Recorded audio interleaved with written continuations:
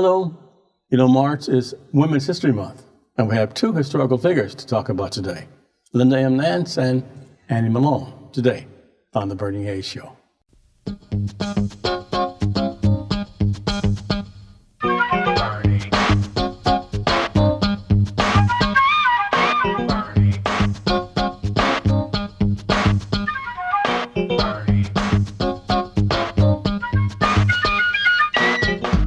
And welcome back. I said two historical figures.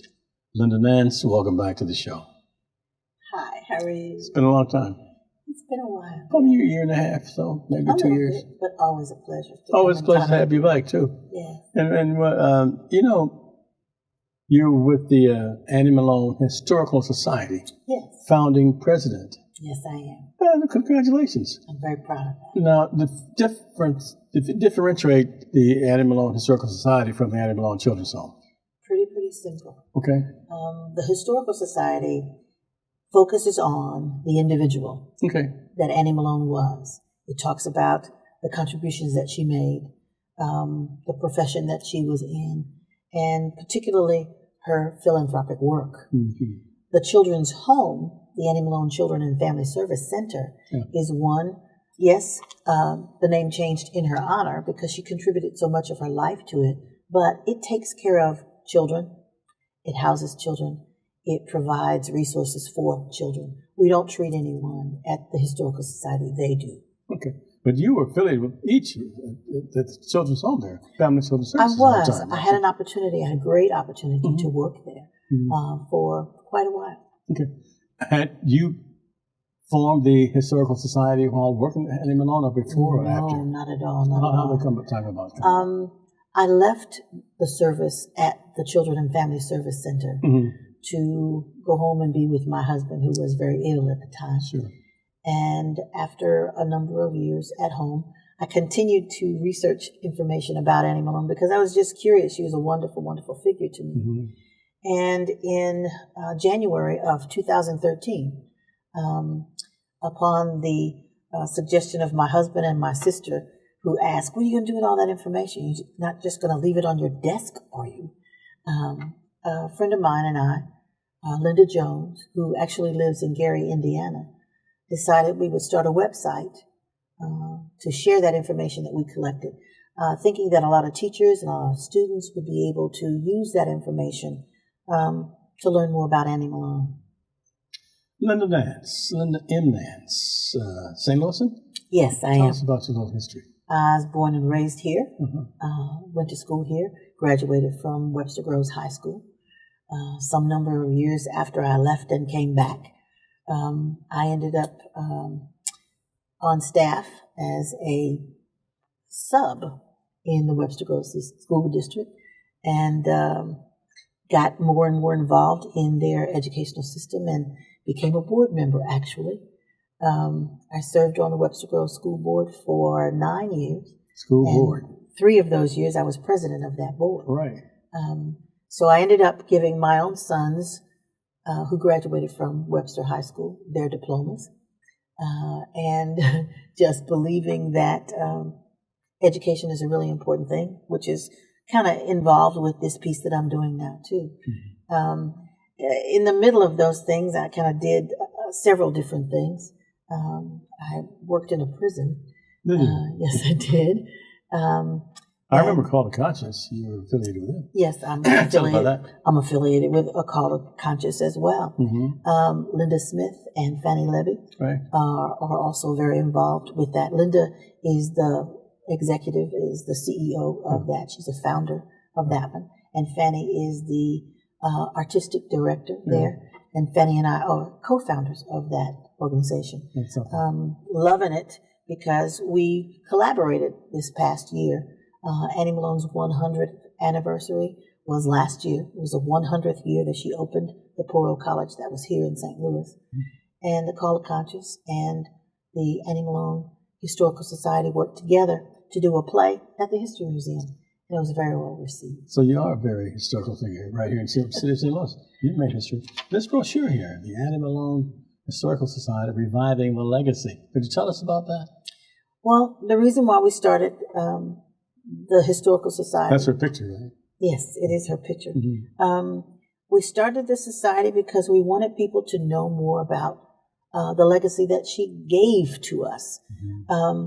Annie Malone was a large figure, not only in the city of St. Louis, the state of Missouri, the United States, and even the world. A lot of people don't understand that Annie Malone had an international business. Wow. Before Twitter, before the internet, mm-hmm. before Facebook, before YouTube. MySpace. All those things. Instagram, all those things. Mm-hmm. This lady who started a business in 1900 managed to tell her story and make her, carbon footprint? Sure. Throughout the world. And I think that's really important, because what she gave to the world was a shift in thinking. She was doing things that helped women, particularly women. It helped men as well, do different things. I mean, when she started her business in 1800, actually she came to St. Louis in 1902 wow. to become a part of the World's Fair. And when she did that, she basically gave people an opportunity. Mm-hmm. I read in several newspapers, the Daily paper and also the African American newspaper, St. Louis American newspaper, about a grant you're seeking? Well, one of the things that we are hoping to shout to the rooftops mm-hmm. is that we are the recipient of a $100,000 challenge grant. Challenge grant. It's a challenge Is that grant. a matching grant? The challenge is that we are trying to grow that $100,000 mm-hmm. as many times as we possibly can. Okay. And one of the things that we're trying to do is find a permanent home to make the Annie Malone Historical Society. We have found a building that we think would be a good place for that. It's not in the Ville, it's very near the Ville, off of Pendleton, actually. Okay. And we're currently in negotiation to try and acquire that building.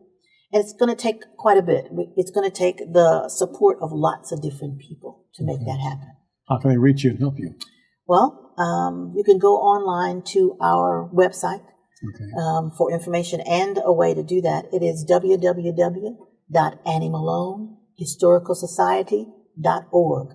That's Annie Malone, that's one word, right? Yes. Annie Malone HistoricalSociety.org. It's on the screen. And also you have an email.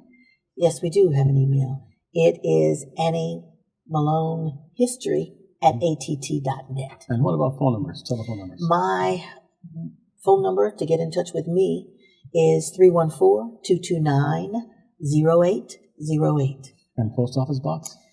Our post office box is one I have to read. 210-794. I know it by heart. I'm glad you do, because I don't know it by heart.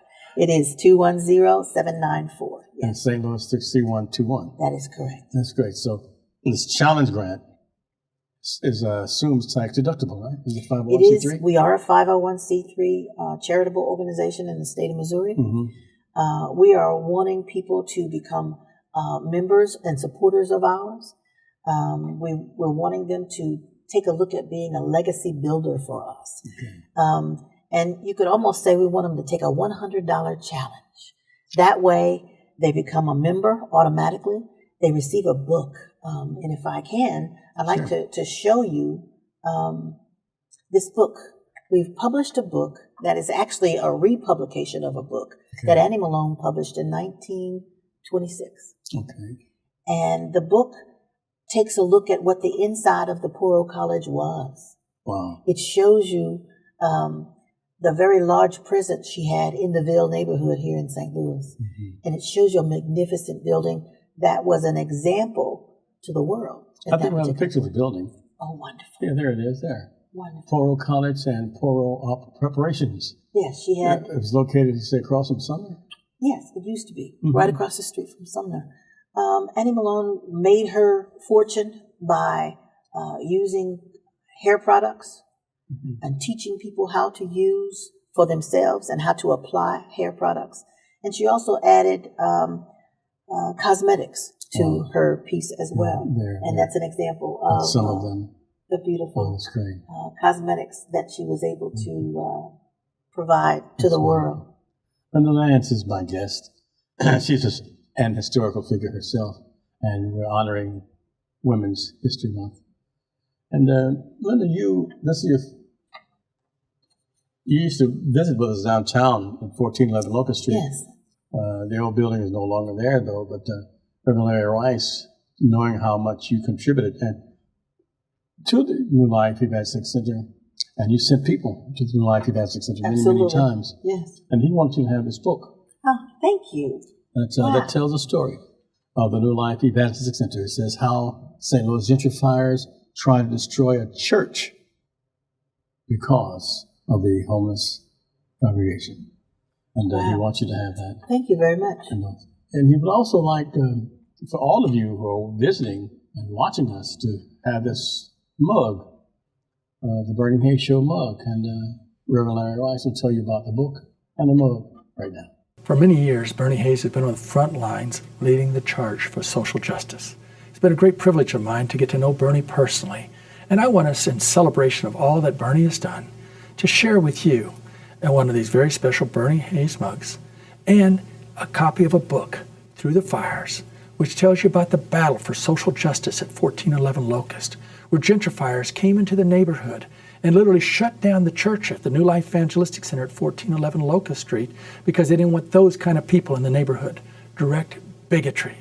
Now, if you'll request this mug and share a gift of $25 or more, we'll send you this book, 328 pages that go into great detail on all the manipulating behind the scenes and on the scenes that took place in order for the city of St. Louis to consider it a nuisance because there were hurting and homeless people in the neighborhood.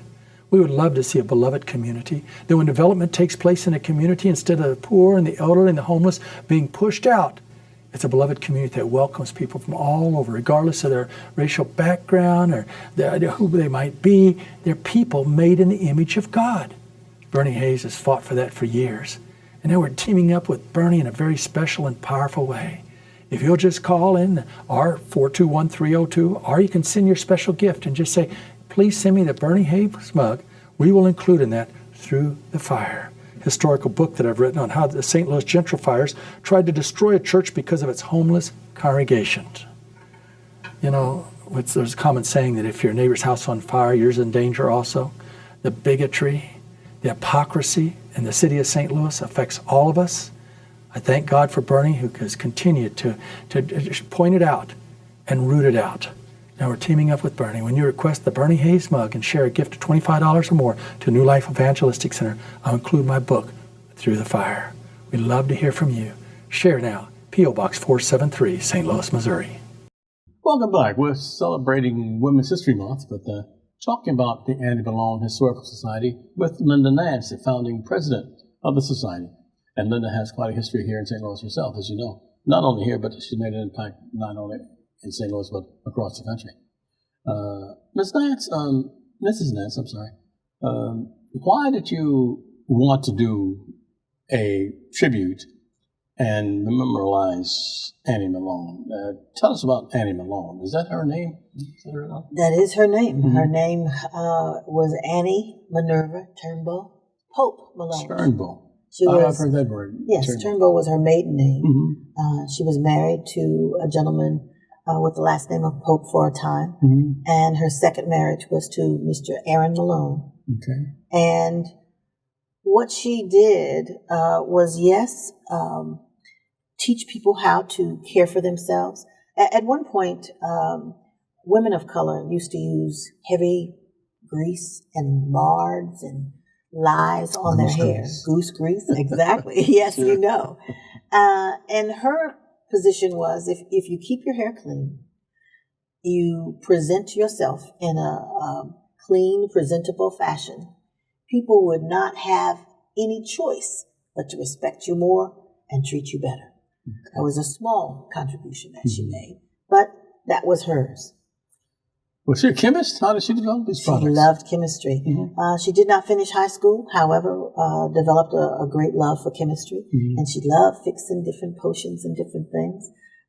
She was orphaned at an early age and raised by other family members. She was the 10th of 11 children, and that family was close enough that they were able to raise her.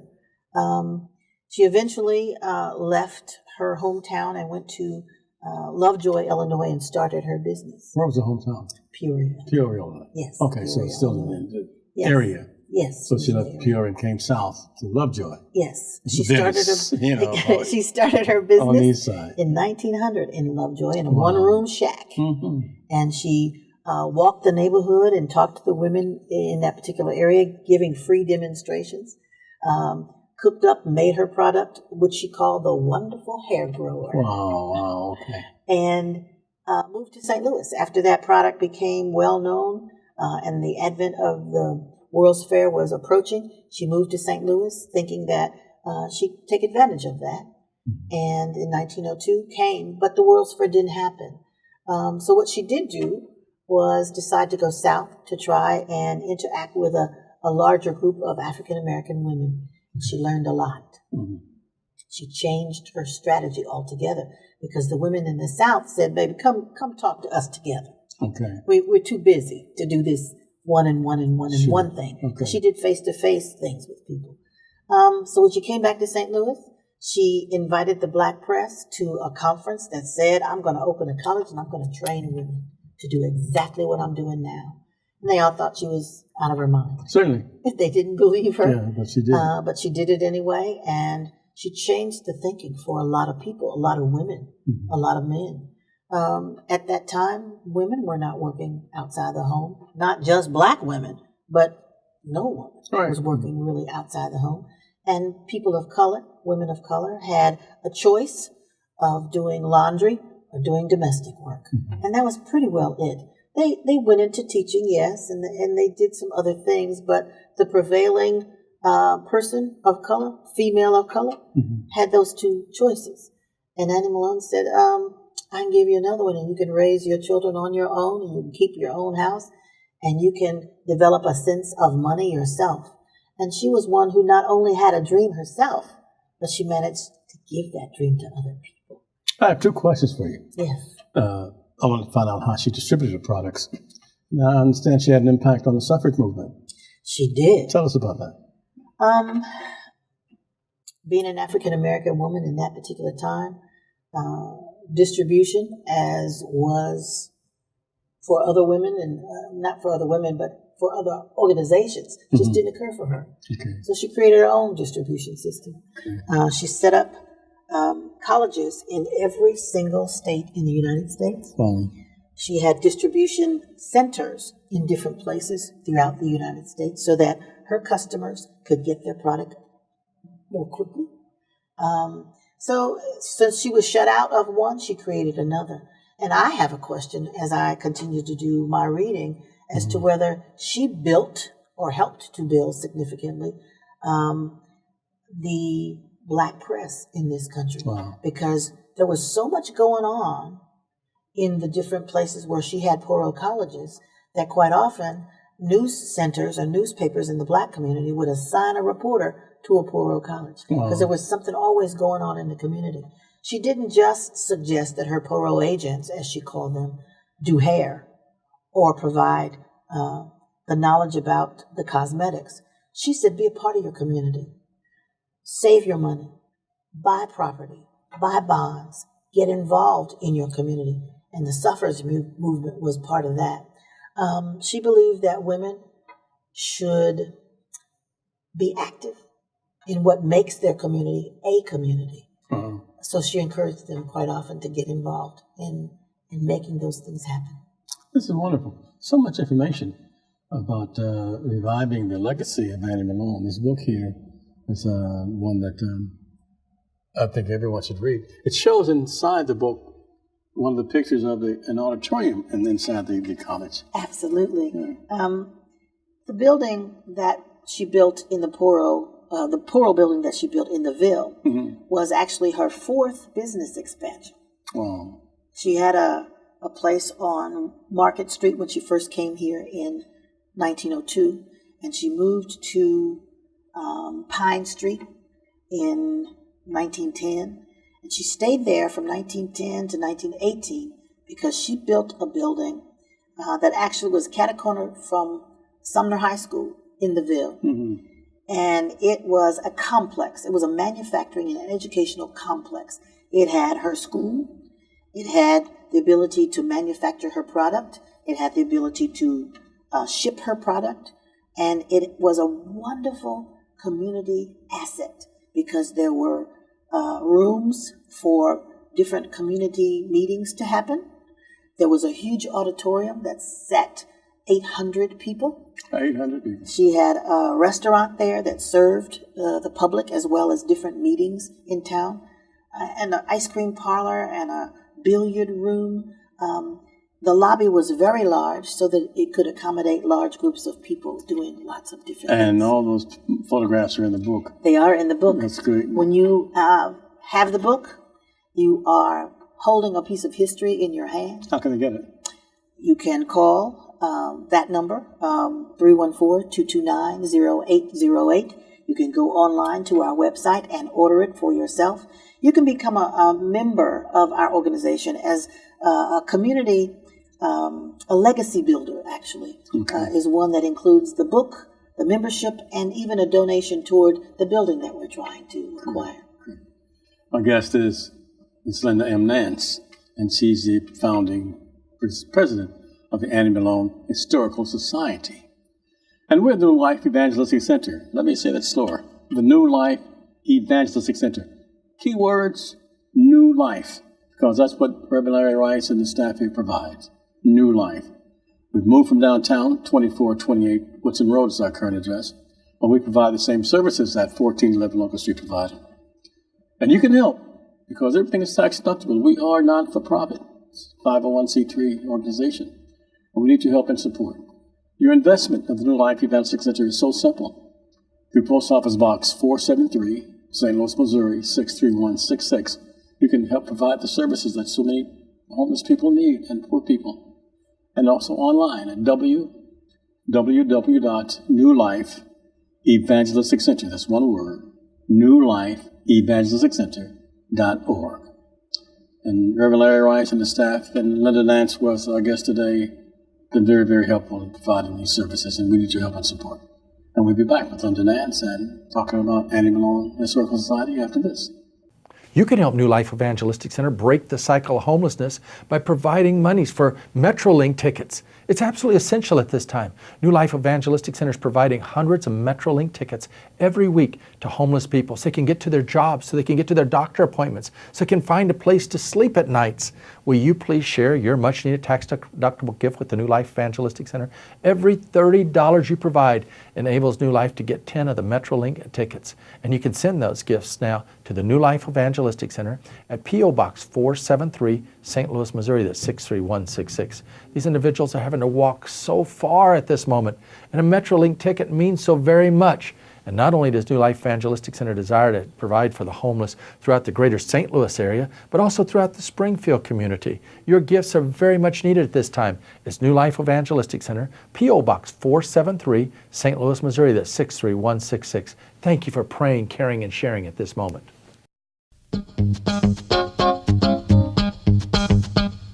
We'll return to our guests after this Black History Moment. Today's guest, Marie M. Daley. Born in 1921 in Queens, New York, the pioneering scientist was the first African-American woman to receive a Ph.D. in chemistry in the United States, and her groundbreaking work helped clarify how the human body works. After graduating from Hunter College and High School, that is, an all-girls institution in New York City, she attended Queens College in Flushing, New York. She graduated with honors in 1942, finished her master's degree in the year then, in 1944, and enrolled in Columbia University as a doctoral student. At Columbia, Daley took to the lab, studying how the body's chemicals help digest food. In 1955, she returned to Columbia, working closely with Dr. Quentin Deming on the causes of heart attacks, and their groundbreaking work, which was later relocated to the Albert Einstein College of Medicine and Yeshiva University in New York, disclosed the relationship between high cholesterol and clogged arteries. Marie M. Daley. Now you can take NLEC TV anywhere as you put the NLEC TV app on your iPhone or mobile device. NLEC TV is an innovative TV station that's on the cutting edge of community service. On NLEC TV, you'll discover wholesome family, community, renewable energy, and inspirational programming. Those needing energy assistance, food, clothing, or freedom from the cycle of homelessness will find that plus much more on NLEC TV. Now, you can receive NLEC TV by going to 24.2 on your television set or putting the NLEC TV app on your iPhone or mobile device. For further information, call 314-436-2424 or go to nlecstl.org. That's nlecstl.org. Welcome back. We're celebrating Women's History Month, the month of March. And our guest is Linda M. Nance, who is the founding president of the Annie Malone Historical Society. And Ms. Nance, you said there's something you want to share with our viewers. I do. As we work to have this permanent spot that will display the history of Annie Malone, it will be a history spot giving honor to Annie Malone. And we also want to do a GED program, a financial literacy program, and an art program. That's a teacher coming out in you? I think so. I think so, a little bit. And we have to do this and ask the country to help us, because a lot of people don't realize this person who taught Madam C.J. Walker had an international business. And we're going to count on those people who want to help us preserve that history and say, you and two will make it happen. Wow. If you and two other people make a commitment to somehow contribute to this museum in honor of Annie Malone, it will be there to teach legions of other young people, legions of other people interested in our history know what Annie Malone was about. Let's once again find out how to contact you, your phone number, email address, website, and so forth. Our website is our main piece of information. It gives lots of information about Annie Malone. It is www.anniemalonehistoricalsociety.org. Say that again, please. Excuse me. Mm-hmm. It is www.anniemalonehistoricalsociety.org. The Annie Malone Historical Society is one word. Yes, it is. Okay, Annie Malone HistoricalSociety.org. Yes, and you have an email address? We have an email address. And our email address is anniemalonehistory@att.net. And phone numbers? The phone number is 314-229-0808. And do you have a post office box? We have a post office box. That post office box is P.O. Box 210794. And we would love to hear. And it's 63121. Our address is St. Louis, Missouri, 63121. Wow. And you and two other people can make it happen. And you say you do have a challenge grant. How's it called? That challenge grant, we had the challenge grant of $100,000. We had another anonymous person. We had two anonymous gifts to give us $30,000. Wow. And we have people purchasing this book. To have a piece of history in your hand is $20.